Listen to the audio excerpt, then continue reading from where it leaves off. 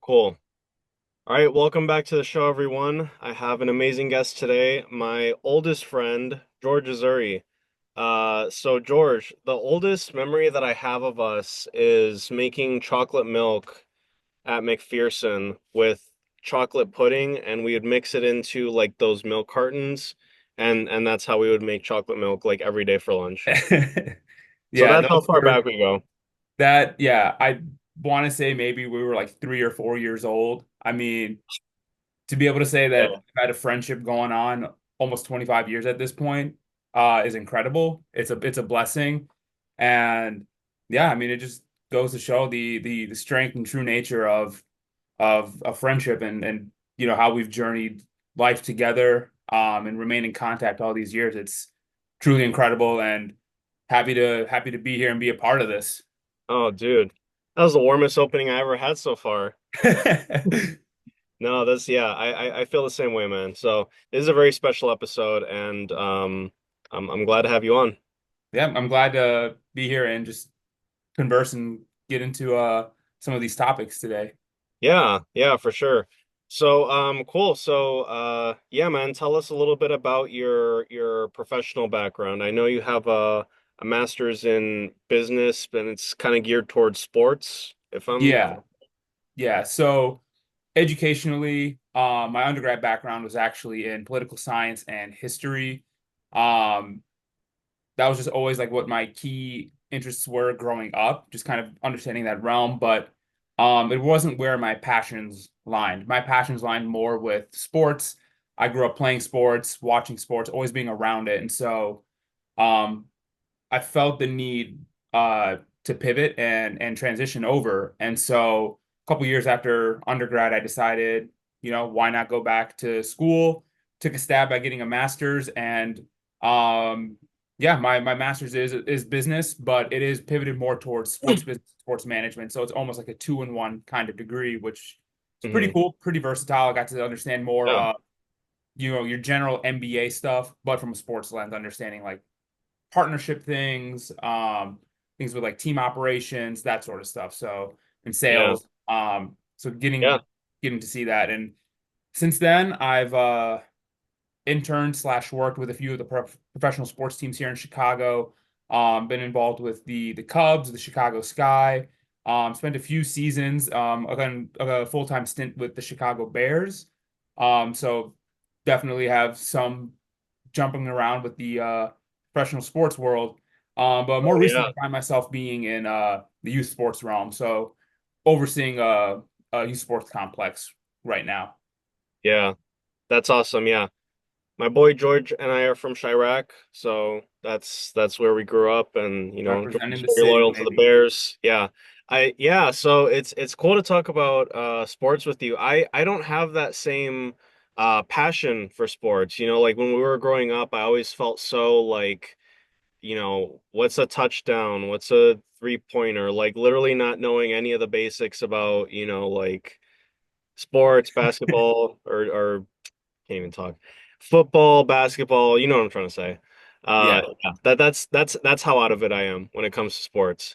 So it's cool that you have that background. Because I do really like athletics and I do really like sports, but I guess more kind of like individual But sports you as you opposed you've to delved more into like the martial arts space, haven't you? yeah, yeah. I think I'm a little more interested in like I mean, individual I martial would push back arts. and argue that that's in of itself a sport as well. So don't say that Yeah. you're totally, not attuned to like what sports is. You just Okay. you just have it, in a different perspective, looking at more of the combat sports, martial arts realm, which I've taken a look at a little bit as well, and awesome space to be around. Yeah, for sure. It's kind of funny that you said that. There's a book, The Five Rings by Musashi Miyamoto. Do you know who he is? Can't say I'm too familiar, to be honest. He's Japan's most famous samurai, and he wrote a book basically on swordsmanship. And when he talks about it, I really like it because it's not only about like fighting, it's also like kind of spiritual as well. Mhm. I'd say it's like very spiritual. And even if you leave that stuff out of it or you don't want to to read into that part. I feel like it's still very it's a really curious book, and one of the things that he talks about, kind of going off what you said, is that in order to understand combat and in order to understand fighting and war, basically, you have to understand all the components that go into it at a social level. So he's like, you need to understand how merchants think because you need money to pay the army to fight. You need to understand like how farmers like coordinate because you need food for the army and you need food for soldiers and stuff like that. So that's kind of what I was thinking of when you were talking about like the management aspect of it. Like, It's the holistic view of what it takes. It's not just the specific in-game or in-sport action. right, right. Yeah, exactly. So it's cool that you have that like broader level lens too. Oh yeah. I can say, I know it's a definitely different world than, samurai and swords fighting, but you know, my time in the NFL, just seeing, everything that it takes to put on one NFL game, there's a lot of moving parts. There are a lot of things that go into it. You'd be surprised. And it's a multiple team, lot of groups, a lot of people coming together just to put on a 3 hour show. So Hmm. yeah, there is definitely is that holistic approach. So, yeah, that's actually really interesting that you bring up with that connection with that and seeing the broader scope of it. Yeah. Yeah. Yeah, that kind of gets into a little bit of the 4E model that we were talking about a little bit. And we can come back to that later. But just kind of this idea that maybe the mind shouldn't just be restricted to me, my body, my personality, whatever, but also my environment too. Like my mind is shaped by my environment, and I shape my Absolutely. environment by interacting with my mind and whatever's around me and my body. So yeah, I that's I guess a point that I try to drive home whenever I can. Just because I think that's like a view that we lack, and that I think sports is so kind of apt to offer that more like environmental, physical body discussion to this discussion of what's the mind. Yeah. Yeah. So yeah, let's get into it. What are your thoughts, just most generally, most broadly, when it comes to sports, athletics, um, anything where you're moving your body and what it offers to this discussion about consciousness? Yeah. So I think a big thing is like understanding like the broader psychology of, well, I look at it two ways. One is definitely like the sporting lens of like training and competing and being an athlete. But then there's also the physical approach. So I'll start with the physical approach. I'll say that to me, like you can't separate the mind and the body. Like they enact together. And I think I've pulled some of that from the reading. I think a couple of lines I've pulled, like cognition, it depends on the body, essentially. Hmm. So from my perspective, and you talked about the environmental thing as well. Um, I just find that mm, from my own perspective and dealing with um my mind, just moving my body changes my whole dynamic. Like Hmm. I've gone through bouts where I've had to be more sedentary at times, and Hmm. it definitely changes my perspective mentally. Like I get more down on myself. I get um more, I guess, able to just be content with my situation, with being, not, I don't want to say lazy, but kind of just not being more active. But I figure Sure. that the more that I've been active, the it has really changed my outlook and my approach. Like I definitely have a better mindset, better mood. I don't know if this is something that you can kind of relate to with just how moving my body and being physical has played that impact on on your perspective on things as well, like your outlook or just your conscious, your thoughts. Yeah. Oh no, totally, totally. And there's a lot of a lot of mental health research. And thanks for opening up about that. I always like to hear like personal stories because, it's not just what does the research say, it's like what do real people think and feel about this Mhm. stuff. So I appreciate that story. Thank you. Yeah, so there is the kind of the mental health correlation of like exercise generally is better for your mental health and it helps with like symptoms of depression and anxiety and stuff like that.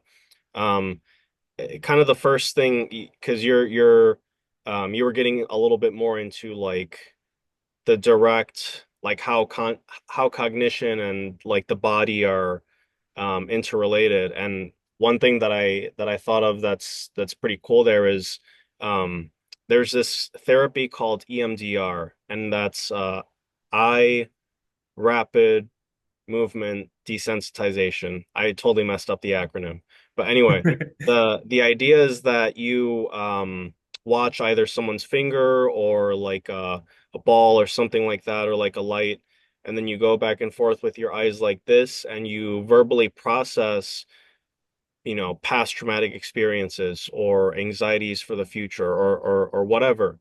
I'm not a total expert in how it works, but you process your feelings and beliefs and stuff like that.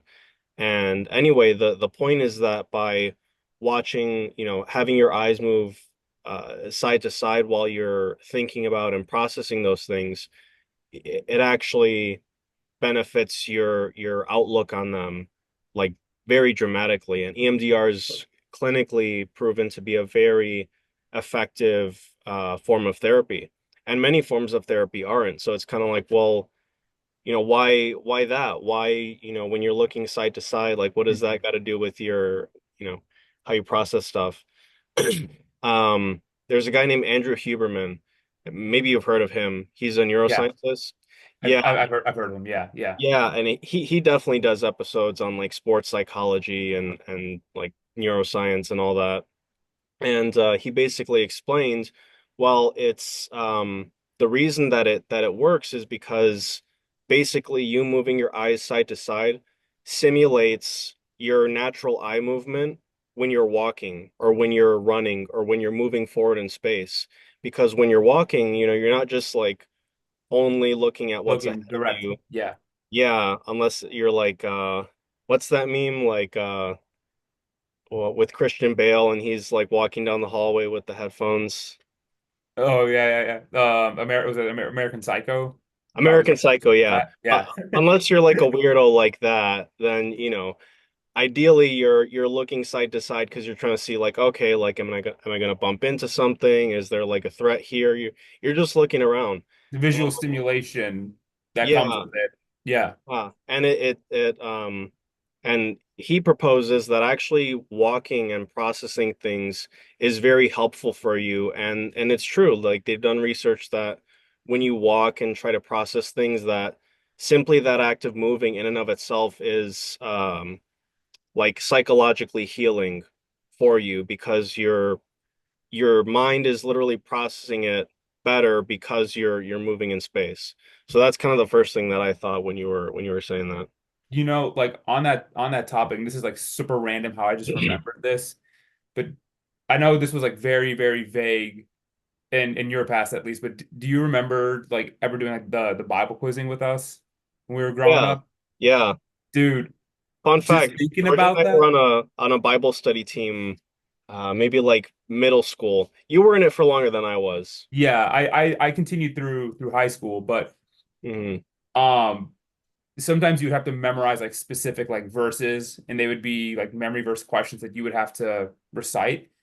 Okay. Dude, the way that I would memorize them was I would literally just be walking back and forth in my room, like to help Interesting. like stimulate and like remember it. Like I couldn't just sit there and like read the material to memorize it. No, I had to be doing something active, which I don't know why that just like clicked in my head that like, wow, yeah, like that is something. Yeah. Were you doing it consciously or you were just subconsciously. that I came up. wouldn't, I like, that's why I just randomly like remembered it. It was like, I never intended to make that a part of my study habits, I would say for that. It was just kind of just naturally what I did and how it helped me remember things. Yeah, that's cool. Yeah, and that's a perfect example of like something that's more cognitive, like memorization, and the physical impact that the body can have on that process. That's really cool. Yeah. Thanks for bringing back some memories with that one. Yeah, yeah, you were way better than I was at that. So maybe I need maybe that was a secret. I had to start walking in my room and Yeah. pace more when I was studying. That's cool. Yeah. So yeah, any I guess like any other thoughts with respect to like sports, athletics, Yeah. the environment, and yeah. Yeah. So I know we're talking about like visualization. So like you kind of talked about like the eye stimulus. But one thing too that I was kind of taking a look at, and I mean, since I played sports, like I remember coaches always saying, "Hey, like you got to think of yourself making the play, like pre-game, like Mhm. envision like what you're going to do in this game. How I played offensive line, so it was like how you're going to block a certain play. If they give you this look, what are you going to do? Like, and we were doing this pre-game, like we weren't on the field doing it. It was just more like in the locker room. Right. So the visualization stuff. And so I wanted to take a little bit of a deeper dive into that because I know Awesome. sports psychology has definitely like exploded within the last 5, 10 years. I mean, just seeing Yeah. how many of these teams nowadays have like full like sports psychology departments, it is Okay. insane. And so like I'll just maybe touch on a Yeah. couple key points that I pulled from that, and then maybe we can Let's kind get of into it, man. Yeah. Yeah. discuss a little bit that. So I think a cool thing is just kind of the you know how athletes and I mean and I didn't just think of this as like a football player, basketball player, but like anything is like when you are rehearsing and going through like these actions in your mind, you're prepping yourself mentally for a performance. Like I guess like there's the science behind it of how visualization very much improves your physical performance. And there were a couple of techniques I came across that I was like, okay, like these are cool approaches to it. So like the process, which is like a step by step, like say you're a baseball player, you're visualizing yourself walking from the dugout Hmm. to the on deck circle, just visualizing your swing, just getting into it. Visualize yourself walking to home plate, stepping up to the plate, things like that. The other thing was talking about like the outcome. You're thinking of what you're going to do on a certain play. Hmm. How am I going to score this goal if it's soccer or hockey? How am I going to make that Right. pass basketball? And motivational, which is more of like the internal um boosting your own confidence, working through your own emotions. Like for me personally, I think that motivational thing and just understanding your emotions has definitely been like the biggest one. I think more recently, especially doing stuff with the gym. A lot of times you could be looking at like 225 on a bench, and sometimes it's like, I don't know if I can get this, but you got to put it in your mind that this is, I've done this before. This Yeah. this is nothing. You're I not gonna you're not gonna squat, like 4 plates thinking like, oh well, I don't know. This is maybe not going to feel good. no. Yeah. Yeah, you gotta believe it. Not I haven't squatted that much, but Trust the me, higher I you haven't go, either. yeah, the higher you go, the more the mentality is like such a huge part of it from my experience in the gym. So, like, my biggest takeaway, and I guess this is like the big science poll that came from what I was Hmm. looking at, was that just visualization in that sports context. You know, studies have shown that it does engage some of those same neural pathways as if Ah, you okay. were physically doing it. So Yeah. it's not even like if I'm saying this is like you're going back to the squat example, you're sitting, by the rack, you're not even you're not even touching the weight, Hmm. but you're thinking about doing it. You're activating those same neurological pathways as you would if you were physically under that bar. And so Right. it can strengthen some of those connections just because, you're enhancing those motor skills without actually inducing the physical physical stimulus to it. So I thought that was actually really Yeah. cool to look at. And um, when thinking about like it from like the sports lens, it's always like the preparation and how athletes have all these routines and rituals, and really it's about getting these guys' minds right. Like that's where it starts with. Practice isn't always just the physical aspect, it's the mental aspect. And that has become more and more of the point that's being driven across for athletes across all realms. UFC fighters, you got to visualize your opponent. You're not, you can't step into the ring with your opponent while you're training. You Yeah. maybe spar with somebody with a similar technique, but you're never going to be able to fully prep for that person physically until you're there on fight night. Mm-hmm. Football, same thing. You can't physically, go against the guy that you're going to be blocking 60, 70 plays until you get to game day. But it's about how you prepare for it. From See, from this is why I invited George specifically to come talk about sports. 'Cause you're on it, man. I mean, I've been around the sports world a little bit. I played a little bit. I've been a fanatic the whole time, so I had just as much fun looking into this um as being a part of this conversation. I mean, the research that goes behind it really is really cool stuff. And I Yeah. think anybody who's interested in anything with the physical, take a look at some of the science out there. I mean, it goes a long way, and there is a growing list of literature coming out on this stuff. It's like I mentioned earlier, like from a professional level, even collegiate teams, they're boosting up their sports psychology programs just because they're understanding how important it is for these athletes to, to the longevity of their careers are dependent on the way they prepare and the way they recover. Mm-hmm.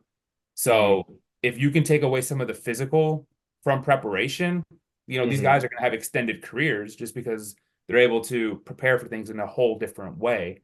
And this is part of Yeah. it from a mental standpoint. Yeah. Yeah. And something I think that like all the stuff that you were just talking about kind of points to is I feel like sports and you were talking about weightlifting, like weightlifting in particular kind of gets this rap of like, oh, pick up heavy stuff and put heavy stuff down. And it's like, well, no, it's actually very complex. Like Yeah. going back to a squat, like a squat is a very mechanically advanced movement pattern. It's a Oh very yeah. advanced technique. It's not just, oh, dude, put 400 pounds and squat it. It's like you have There's a to whole have there's a whole even mental and physical routine to getting up to that. Like you want to get underneath a bar, one, you got to be mentally ready to do it. But physically, you've got to be able to engage your lats to secure that weight. yeah, You even get the weight up, bracing your core, getting your hips set. When you're dropping down in that squat, you got to make sure one, you're driving your hips back, you're engaging your quads, you're going to engage your hamstrings, and hmm you're trying to focus on your depth. Once you hit that point, that's just half the battle. The next step is just is getting up, which that is a host of a challenge. But at the same time, you want to make sure you're still engaging your lats, still engaging your core. So yeah, from a weightlifting standpoint, it isn't just the grab weights and throw them around. If you really yeah, want to be, you know, what's the right word? I don't want to say like strict about lifting, or you want to be proper about lifting.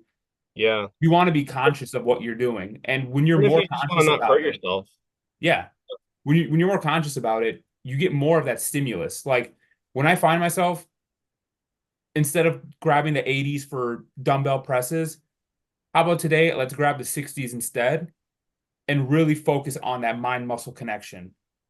It's going to go a whole of a lot ways longer doing those kinds of workouts than just trying to throw around heavy weight. Yeah. Um, what you're talking about, I feel like is pointing to creativity. You know, Learning how to move your body is a very requires intelligence and it requires creativity. Because, like you said, if, let's say the goal is to get bigger muscle. Okay, well, it's not just, pick up heavy thing, put heavy thing down.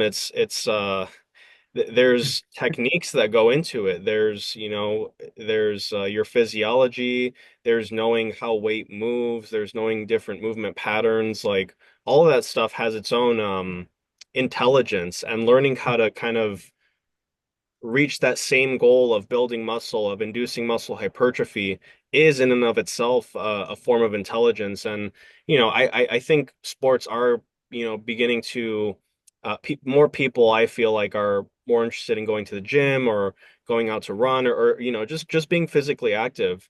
But I Yeah. still feel like we do kind of in many ways neglect the body in this discussion of intelligence.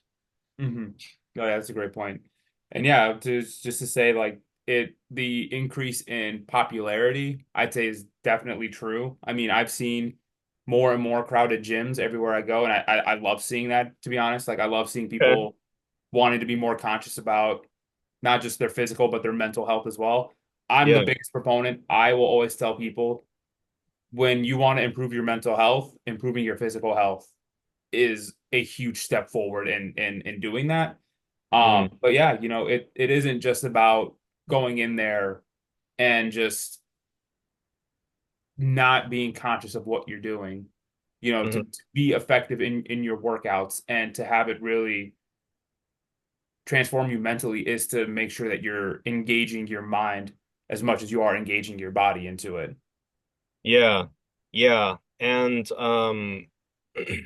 so something I talk a lot about, kind of how I understand consciousness specifically, is experience. And you know, sports, lifting, football, all that stuff puts you in the moment, right? When you got 400 pounds in your back, it's that's not the time to be daydreaming or thinking about, what you're gonna what you're gonna eat for dinner that night. If you're trying to max out, that's the time to, okay, I'm in my body. I have this bar on my back, lats down, uh, chest up, Valsalva, whatever breathing techniques you're gonna use. You're in that moment, and that does bring, what I'm hearing you say, like, to a more aware state of consciousness than, you know, than Almost like you give yourself tunnel vision when you want to go for like a PR or something. You drown out all the noise. I will say sometimes like I don't know if you like obviously I'm not throwing around 400 pounds, but sometimes when I'm trying to do like a I'm heavy not time either. I'm not either. set, um like even if I have music on, sometimes I drown out the music because I'm just so hyper focused on getting the lift, like completing it.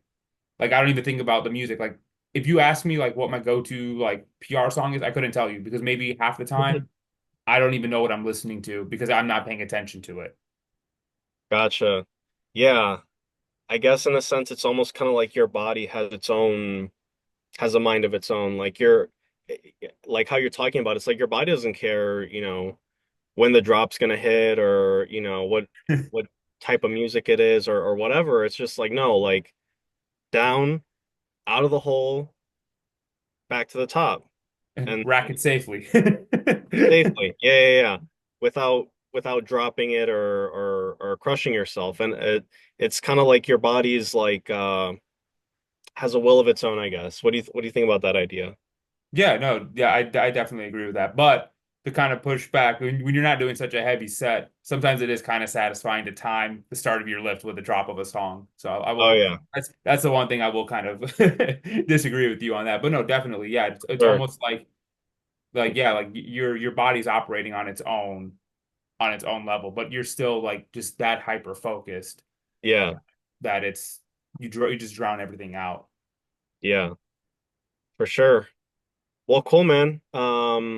Yeah, did you have anything else about like sports psychology, visualization, or any of that before we kind of get into a little bit of this model that I had sent you? Yeah, I guess I'll talk about environment too. So, um, I know we didn't really talk too much about like the environment in terms of a sports setting, but I Hmm. think that's another thing that kind of gets overlooked. And like, if you're an athlete playing at home, the home court advantage thing is real. Like your crowd rallying behind you is a very real feeling. I mean, Yeah, t tell me more you about that, because again, I'm not in the world of sports, and from my perspective, feel free to tell me if it's different. I'm kind of like, well, they're both like courts, right? Or they're both fields, or they're probably the same size, probably have about the same number of stands. Like, what's the difference? So, Well, the difference is when you're at home and you have the ball, the crowd's going to be cheering for everything you do. When you're mm, on the road, you got hostile people. You got people mm, who intentionally are buying tickets to sit behind your bench just to talk trash to you when you're on the bench. It okay, wow, there are some hostile environments out there. gotcha. Okay, But I mean, sometimes the noise in the stadium is so deafening. Like it's the communication. Like you're trying to get your calls out and everything. Like if you are, if you're an offense trying to operate on the road in the NFL, it's that much harder. They always talk about, certain places like I think Seattle's one of those places that's notorious for having a tough environment to play in. Kansas City, Buffalo, and that's just because the nature of their crowds and how they really rally behind their teams. Um, but then like kind of segueing back into like the training aspect, your environment. I mean, I think of like we were talking about like just talking about now about the PRs and going crazy in the weight room, but right. there is such a satisfying feeling about going for a PR and like your whole team is there watching you. Hmm. That right there, that environment can drive people to push 30, 40 pounds over what they thought they could do, or Hmm. even more weight than they thought they could do, just And because if they there's have girls in that that team. crowd, if there's girls in that crowd, I'm just saying, if you're an No, but impressionable young man and you have, girls of the same age of the opposite sex in that crowd, you know, the numbers are gonna go up. motivation, the motivation. Oh, but like thinking back to like high school, Yeah. when we would do max outs for football, there would maybe be only two or three racks set up for like squats, and you would wait your turn, but literally the whole team stops and watches you go Hmm. for a PR and that is just like one of the coolest experiences to be a part of. It's because you've got all your guys rallying behind you. And like if you're a sophomore and you're doing it and the entire varsity team is watching you, like, oh man, that is such a cool feeling. So Yeah.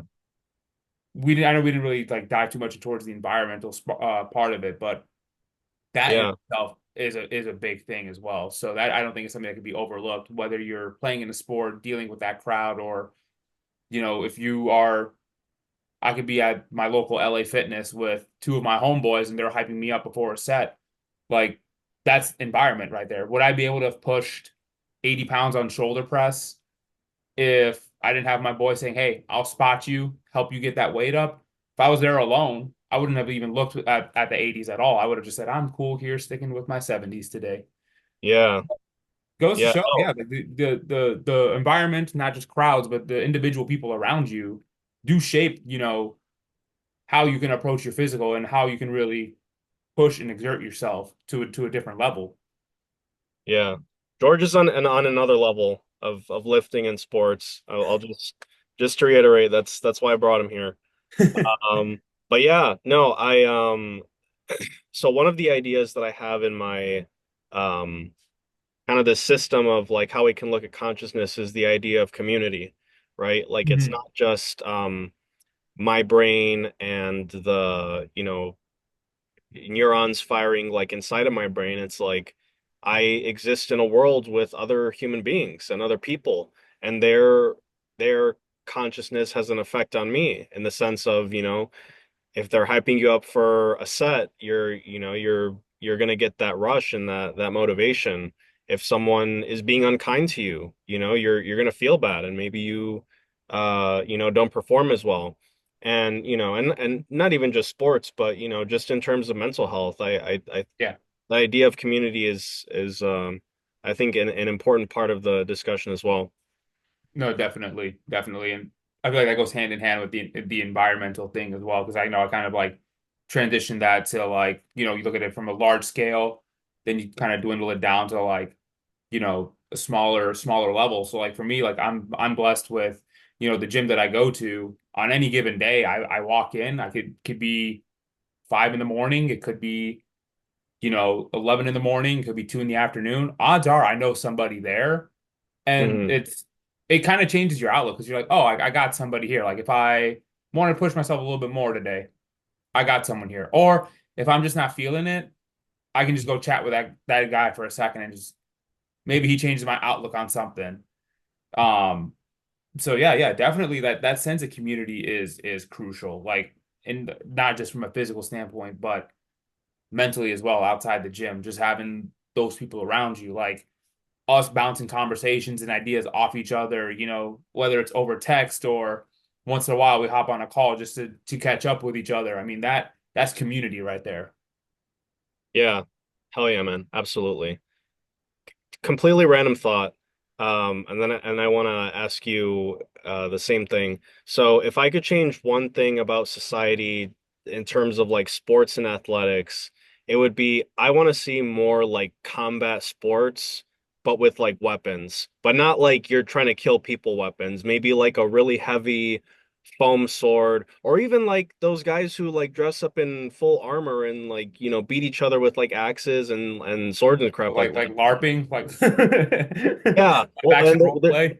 yeah, or there's people who will like they'll do like full on like they'll take a sword, other guy has an axe, and they'll fight until one of them is like, no, I'm done. I'm not Yeah. trying to get beat up anymore. Uh, Oddly enough, I feel like I've seen like clips of that stuff coming out of like Russia or like Poland or something. Like there okay. is a European country out there where they're just like, you know what? Let's just try this and see what kind of traction it gets. Like, or like the other one I saw was are you It's familiar with who cool. Eddie Hall is? Yeah. Oh, Um Eddie Hall, oh he's yeah, a yeah, yeah. Yeah. strong man. At one point he had the world record on the deadlift. Mhm, But he was like in a boxing match with like two small dudes. Like mhm. I'm like it was him, it was like a 2-on-1 fight. And I'm like, like who's coming up with these concepts? But like I Yeah. kind of like that just because it's kind of cool to see. Like, That is oh, cool. definitely yeah. Who I think won? What happened? I'm curious now. pretty sure Eddie Hall Yeah. tried to Hey, beat the come on. crap It's out of both of them. yeah. I mean, he's like 6'1", 6'2", I think, and like he lost weight after he doesn't do strongman anymore. I think that might not be right, but I know he's like segued over to boxing for a little bit. So I think he dropped down, but he's still like over 300 pounds and like Yeah. jack. And Yeah. like two dudes who were like 5'7" trying to go fight him just wasn't gonna, like 5'7", like 160 pounds each. This just was not gonna go well. Yeah. Yeah, for sure. But yeah, no, you bringing that up is kind of interesting because like I feel like I have seen like clips of stuff like that, but yeah, like those more weaponized combat sports, like I know like fencing is a thing, and I think that's one of the arguments that people are making is like if we can do fencing, we can do other sorts of things as well. Um, Hmm. but no, that'd be pretty cool. Like I think someone would just have to spearhead that in America and make it go viral, and that'd be the next big thing here. Yeah. For sure. Cool. That actually kind of segues pretty well into this idea of for cognition. So let's get into that a little bit. So Yeah. I had originally found out this idea in a book called Why I'm Not a Buddhist by Evan Thompson. And I read that book with my friend Nick, and he studies Buddhism like academically, so he has like the Buddhist perspective of things there. But Evan Thompson's not like only talking about Buddhism in that book. He's talking about how can we think about the mind? How can we think about cognition? And a big idea that he has is like, yes, we can look at the brain. Yes, obviously the brain plays a huge role in perception and cognition, but it's not just the brain. It's um, our environment, and it's what he outlines in the 4E Hmm. cognition model. So I'll go ahead and read those. So basically, this model proposes that cognition, consciousness is embodied. That means that cognition is grounded in our senses and our physical experience. It's enacted. That means that cognition is goal directed in terms of like we actually have an impact on the world around us. It's embedded in the sense that we have a culture and we interpret the world through the lens of our culture and our cultural values. And the fourth one is that it's extended.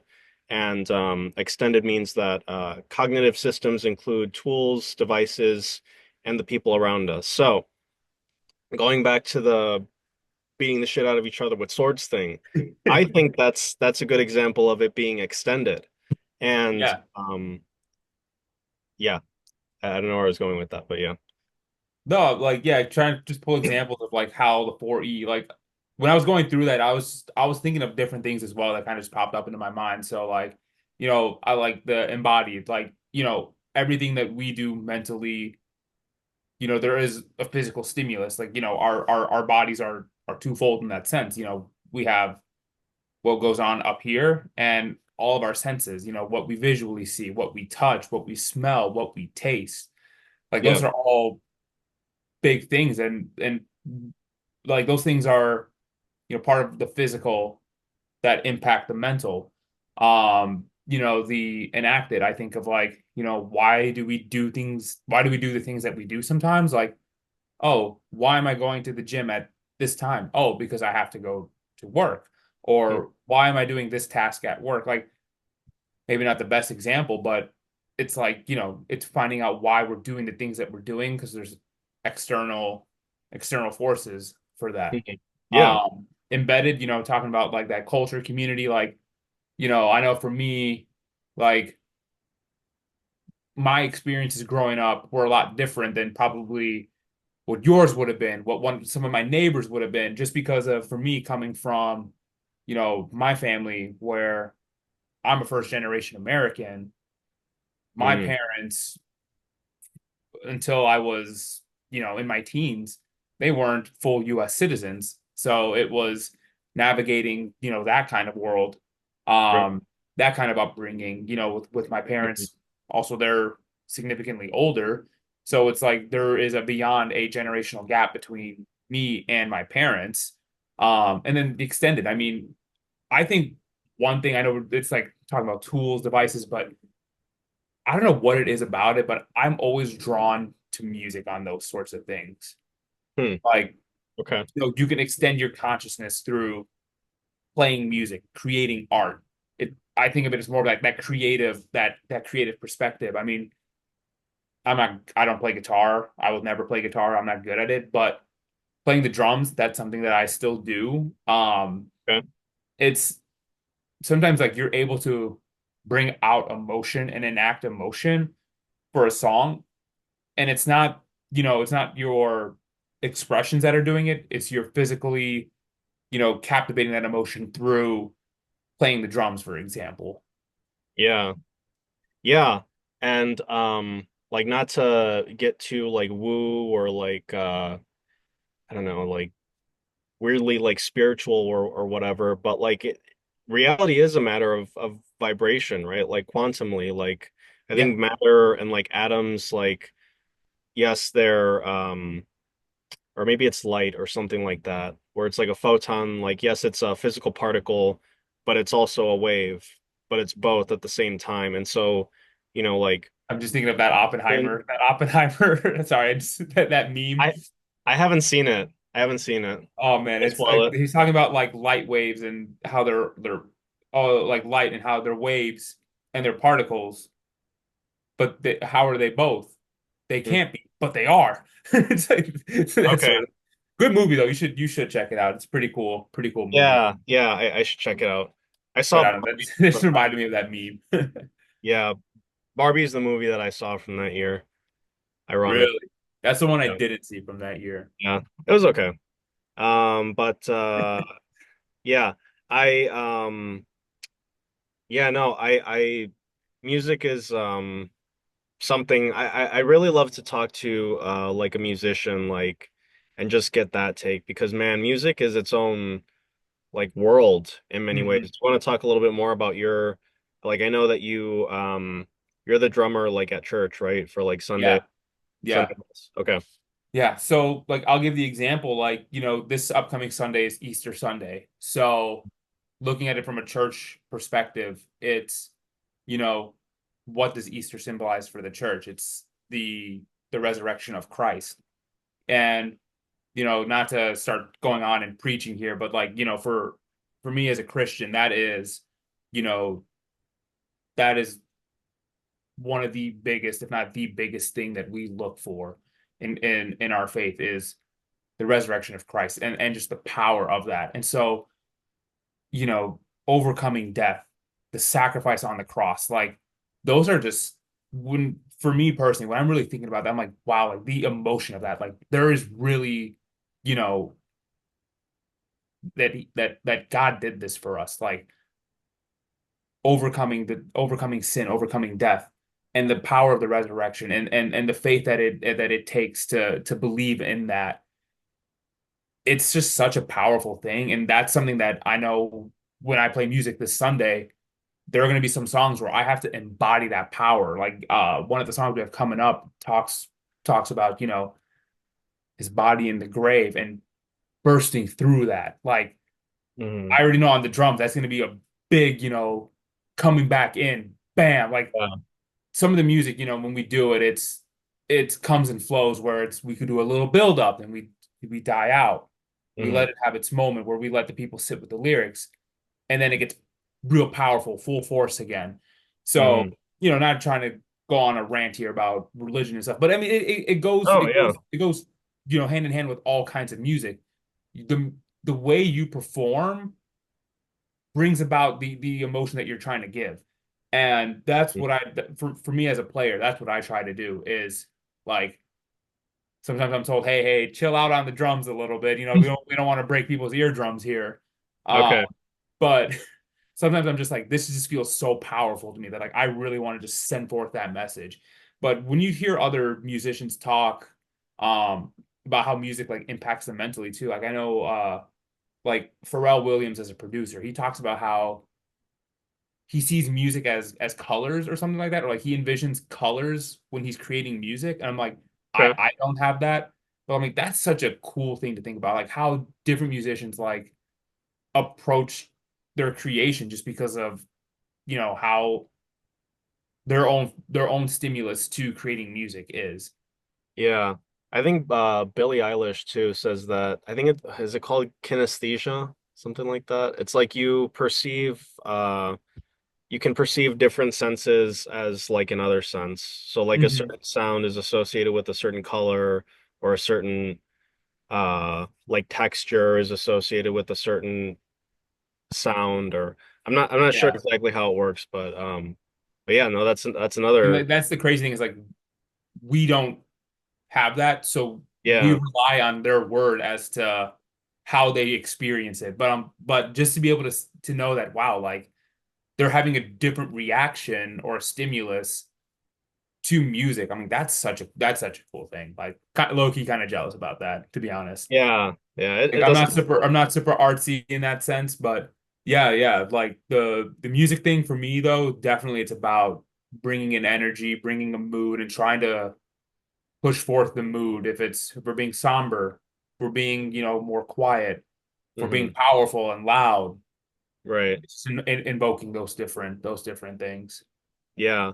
Awesome. Well, no, I love that example. And, throughout all religion, and I love talking about religion, by the way. Like I'm very partial to Buddhism. Buddhism is very personally important for me.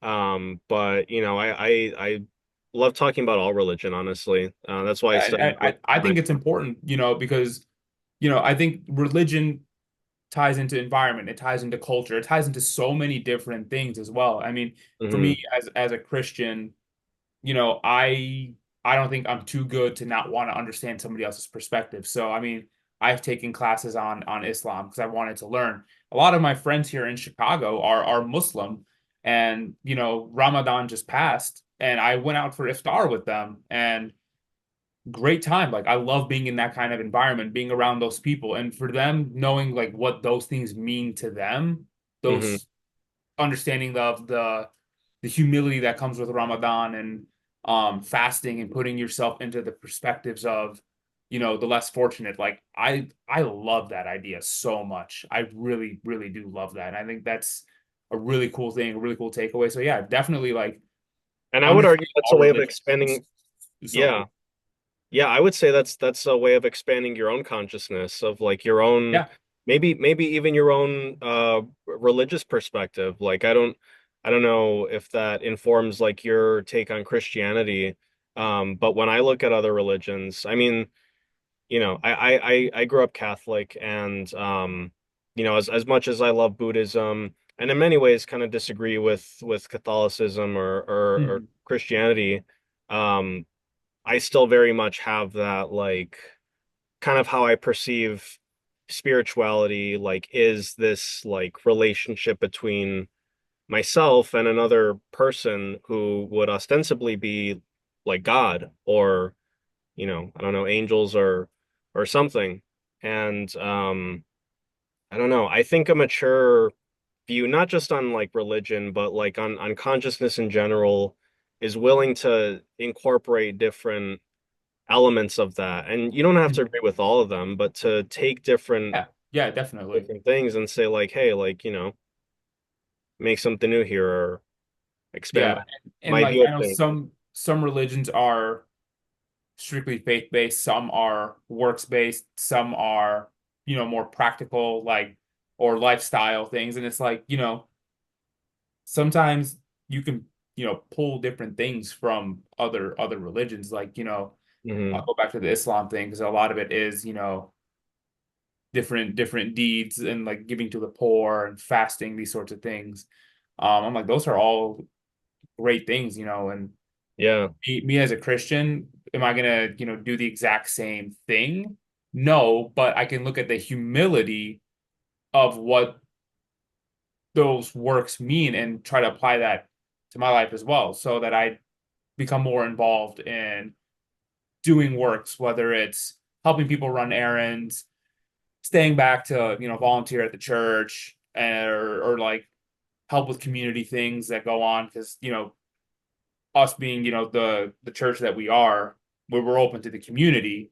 So it's about, being a friendly face in the neighborhood. I've lived in this neighborhood my whole life, so might as well, try to be a presence here, not just a building that just stands there, but and for me as an individual, not just be just some other guy that lives here in the neighborhood, be someone who can be an active presence, an active person in the community as well. Yeah. Dude, I feel like you covered every single like E of like the model, like without even trying. Just like boom, boom, boom. This is inactive. This is embodied. This is what embedded, like culturally. Yeah. I mean, it goes to show like this sort of stuff, whether you truly think of it or not, it's ingrained in our livelihoods. It's Hmm. just when you take that step back and then start, you learn about the topics, and then you kind of can broadly put, oh, like this relates to that, this relates to that, this. Sometimes you subconsciously do it, I guess. I don't know. Yeah. No. Totally agree with you. And you painted such a picture like through your own experiences that like really brings this stuff to reality. Sometimes like I feel like I can be a bit like jargony or like technical or whatever, and I'm just very focused on concepts, but you're actually like bringing stories and like real events to this discussion. So yeah, this has been a really fun discussion, seriously. Dude, totally. And I'm Anything glad to have been a else? part of it. And hey, man, this could be the first of future conversations as well, man. I'd be happy to come back on here and keep talking about these different concepts. Maybe we find something else, definitely not sport related, and just maybe we find something more in tune with the music, and we do a little bit Yeah. more reading on that and just see what we find. Yeah, totally. There's tons of stuff to talk about. Yeah, before we wrap up, is there anything else that you wanted to cover or any ideas that you had, anything about for you cognition, about sports, about psychology? Man, I think we just about covered everything, but I'll just re-emphasize a point I brought up earlier, and this is just from my own experience with dealing with anxiety and other mental health. I will always be the biggest proponent, but the biggest way that I was able to, overcome any mental problems, any anxiety, or anything that was just a hump in my life has always come through something physical. And I always will encourage people to embrace that. I'm not saying, go hit the gym and go hard for 2 hours off rip. Start Mhm. with the little things, man. Go for a walk. I'm not saying go get 10,000 steps, but just go outside, breathe the fresh air, stretch, move your body. It goes a long way. It goes a real long way. I mean, I think we've covered a lot here about the different stimulus with the physical, even going with the therapy. Like, there's just so much out there. So much with the physical that it can do wonders for your mental. And so that would probably be my last point that I'll really touch on there. Yeah. No, awesome. Appreciate it. That would be I'd really love to have kind of like a men's discussion. And dude, you're coming to that conversation. You offered so much to this discussion. Like it Hey, was like I said, man, I'd love to be a part of it this and was a great keep these episode. conversations going, man, because it's all important stuff. Yeah, yeah. Yeah, so I'll respond to that and kind of close with this. I completely agree. Look, I know that women absolutely have their own problems in society, and I'm not trying to detract from that in any way. They absolutely do, and we have a long way to go in terms of women's rights and women's problems and that kind of stuff. I also see that men have their own very unique and very important problems that are unique to being male and unique to being a man in a society. And you know, I think that kind of the stuff that you're talking about, yes, it's relevant to everyone, but I also think that it's important to keep men's mental health problems and the problems that we experience, uniquely, not more importantly, but uniquely, kind Mm. of like central to this discussion of mental health, just because that's the Yeah. perspective that I have, Yeah, in I'll say the male mental body. health is important and men's mental health is important. So any dudes that come across this, just know, hey, you matter. And anyone else who comes across this, you matter. So your mental Right. health is of the utmost importance. Yeah. All right. Well, dude, it was a pleasure. Yeah, this was really fun. Yeah, yeah, totally. Can't wait to do it again, man. Yeah. All right. Well, George Azouri, for everyone who's just tuning in now, um, we'll touch base and come back with another really cool episode. I'll see you next time, man. All right, man. Appreciate it. All right. See you. See ya.